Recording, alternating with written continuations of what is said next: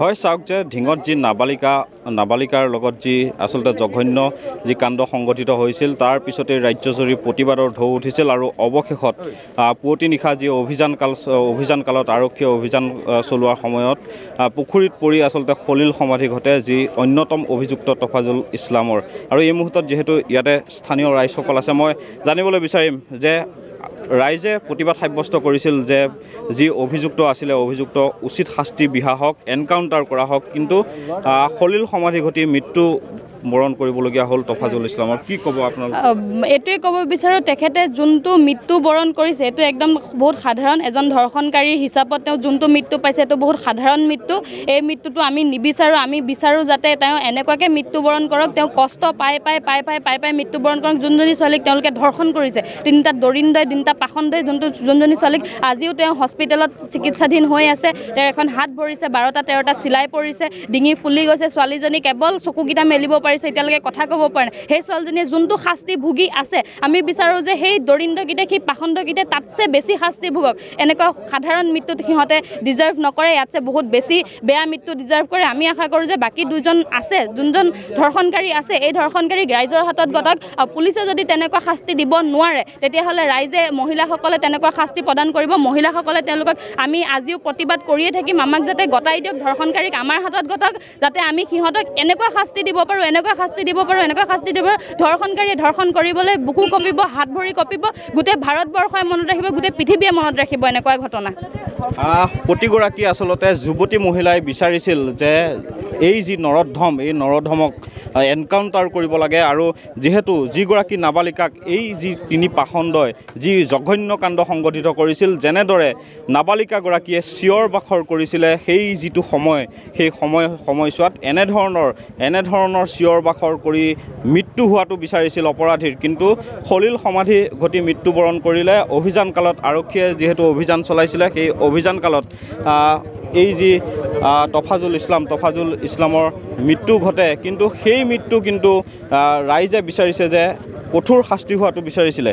কিন্তু এই মুহূৰ্তটো দেখিবলৈ পোৱা গৈছে ইয়াত অসংখ্য লোক আছে।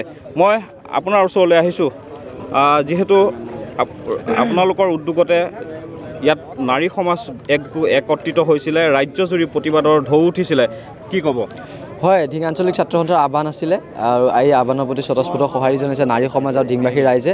আৰু আমাৰ ঢিং বন্ধ যি কাৰ্যসূচী আমি হাতত লৈছিলোঁ, অপৰাধীক কৰায়ত্ব নকৰালৈকে বৰ্তমান এজন অপৰাধী মৃত্যু ঘটিছে আৰু বাকী দুজন এতিয়াও মুকলি আকাশৰ তলত পলাতক অৱস্থাত আছে। যেতিয়ালৈকে তেওঁলোক দুজনক কৰায়ত্ব কৰিব নোৱাৰে, ঢিং বন্ধ অব্যাহত থাকিব আৰু নাৰী সমাজে তেওঁলোকৰ প্ৰতিবাদ আগুৱাই নিব।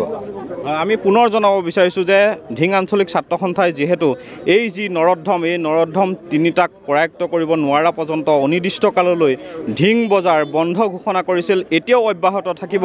ঢিং বজাৰ বন্ধ থাকিব বুলি ইতিমধ্যে তেওঁলোকে উল্লেখ কৰিছে, জনাইছে আমাক। কিন্তু আমি পুনৰ উল্লেখ কৰিব বিচাৰিছোঁ যে ঢিঙত যি নাৰকীয় জঘন্য ঘটনা সংঘটিত হ'ল, সেই ঘটনাই কিন্তু ৰাজ্যজুৰি প্ৰতিবাদৰ ঢৌ উঠিছিল। নাৰী সমাজ ৰাজপথলৈ ওলাই আহিবলগীয়া হৈছিল। বটদ্ৰবাৰ যিসকল সত্তৰ পুৰুষ মহিলা ওলাই আহি প্ৰতিবাদ সাব্যস্ত কৰিবলগীয়া হৈছিল। তাৰপিছত নিশা ভাগত যি অভিযানকাল চলাইছিলে আৰক্ষীয়ে, অভিযান চলোৱাৰ সময়ত দেখিবলৈ পোৱা গ'ল যে অপৰাধীয়ে পলায়নৰ চেষ্টা চলাইছিলে। পলায়নৰ চেষ্টা কৰাৰ সময়তে দেখিবলৈ পোৱা গ'ল পুৱা ভাগত মৃতদেহ উদ্ধাৰ হৈছে। SDRF বাহিনীয়ে মৃতদেহ উদ্ধাৰ কৰিবলৈ সক্ষম হৈছে। মই আপোনাৰ ওচৰলৈ আহিছোঁ, যিহেতু ৰাজ্যজুৰি প্ৰতিবাদৰ ঢৌ উঠিছিল, ৰাইজে বিচাৰিছিল দোষীয়ে উচিত শাস্তি পোৱাটো, কিন্তু সলিল সমাধি ঘটি মৃত্যুবৰণ কৰে যি অন্যতম অভিযুক্ত তফাজুল ইছলামে। কি ক'ব? হয়, এই ক্ষেত্ৰত আচলতে আমি প্ৰথমতে ভগৱানৰ সেৱা জনাইছোঁ, কাৰণ পুৱাই সেই ভাল খবৰটো ভগৱানে আমাক দিছে। যোৱা পৰহি দিনা বৃহস্পতিবাৰে সন্ধিয়া ঘটনাটো সংঘটিত হোৱাৰ পিছৰে পৰা ঢিঙত যি ধৰণে তীব্ৰ প্ৰতিবাদ হৈছিলে, আন্দোলন হৈছিলে, বজাৰ পৰ্যন্ত বন্ধ কৰি পেলাই বৰ্তমান সময়লৈকে বন্ধ বজাৰ ৰাখি পেলাই প্ৰতিবাদ সাব্যস্ত কৰি আছে। গতিকে এইসমূহ প্ৰতিবাদৰ ঠাইৰ পৰা এটাই মাত্ৰ চিঞৰ গৈছিলে যে অপৰাধীক এনকাউণ্টাৰ লাগে, দৃষ্টান্তমূলক শাস্তি লাগে, অপৰাধীক অতি শীঘ্ৰে কৰায়ত্ব কৰিব লাগে। আৰু আৰক্ষী প্ৰশাসনে প্ৰথমগৰাকী অপৰাধীক ধৰি পেলাই যি তদন্তৰ খাতিৰত লৈ আহিছিলে, তদন্তৰ খাতিৰত আনোতে আমি শুনিবলৈ পোৱা মতে আৰক্ষী প্ৰশাসনক গতিয়াই পেলাই তেওঁ পুখুৰীত জাপ দিছিলে বাচিবৰ বাবে। আৰু এইটো এটা কেতিয়াবা ভাল খবৰ হৈ আহে, কেতিয়াবা আৰক্ষী প্ৰশাসনৰ বিৰুদ্ধে এইটো আমাৰ আকৌ ধন্যবাদ সূচক হৈ আহে যে আৰক্ষী প্ৰশাসনক ঠেলিয়াই জপিওৱাটো কেতিয়াবা আমাৰ বাবে ভাল খবৰ, আৰু তেনেদৰেই এটা ভাল খবৰ হৈ আহিছে আৰক্ষী প্ৰশাসনক ঠেলিয়াই পেলাই পুখুৰীত জাপ দিয়াটো। আৰু যি স্থানত ঘটনাটো সংঘটিত হৈছিল ইয়াৰ মাত্ৰ 500 মিটাৰ নিলগতে সেই কণমানিগৰাকীৰ ঘৰ আছিলে। আমি আশা কৰিছোঁ কণমানিগৰাকীৰ ন্যায়ৰ ক্ষেত্ৰত তেওঁৰ পৰিয়ালে কিছু হ'লেও সকাহ পাইছে। ঢিংবাসী ৰাইজৰ যিটো চিঞৰ আছিলে, যিটো দাবী আছিলে, সেই দাবীৰ প্ৰতি কিঞ্চিত হ'লেও ভগৱানে সহায় কৰিছে। আৰু আমি আশা ৰাখিছোঁ যে ইয়াৰ পিছত যি দুগৰাকী অপৰাধী বৰ্তমানেও কৰায়ত্ব হোৱা নাই, সেই অপৰাধী দুগৰাকীক অতি শীঘ্ৰে কৰায়ত্ব কৰিব। আৰু সেই অপৰাধী দুগৰাকীৰ ক্ষেত্ৰতো এনেদৰেই এটা কঠোৰ শাস্তি 24 ঘণ্টা বা 48 ঘণ্টাৰ ভিতৰত আৰক্ষী প্ৰশাসনে নহ'লেও ভগৱানৰ দৃষ্টিত তেওঁলোকে এই শাস্তি পাওক, সকলোৰে সেইটোৱে কামনা কৰিছোঁ। আমি যদি কওঁ যোৱাকালিৰ দিনটোত যি অভিযুক্ত অন্যতম অভিযুক্ত তফাজুল ইছলামৰ যিখন গাঁও, নিজৰ আপোন গাঁওখনৰ জীয়ৰী মহিলাসকল ওলাই আহিছিলে, প্ৰতিবাদ সাব্যস্ত কৰিছিল, কিন্তু তেওঁলোকৰ উদ্দেশ্য এটা আছিলে, তেওঁলোকো নিৰাপত্তাহীনতাত ভুগিছিল। তফাজুল ইছলামৰ দৰে যদি এটা নৰধম নিজৰ এখন গাঁৱত থাকে আৰু যাৰ বাবে ৰাইজে প্ৰতিবাদ সাব্যস্ত কৰিছিল তফাজুলক শাস্তিৰ দাবীত।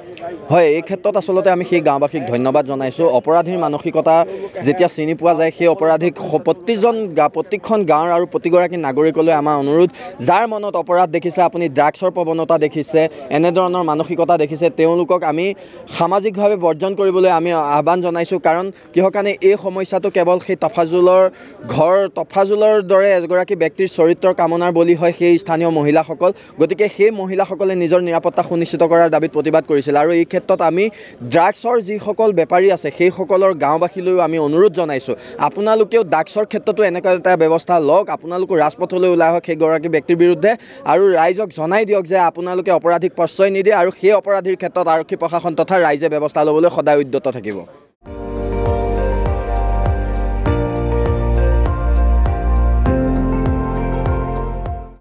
আপুনি চাই আছে ND24, সৰ্বশ্ৰেষ্ঠ নহয় সৰ্বোত্তমৰ দৌৰ।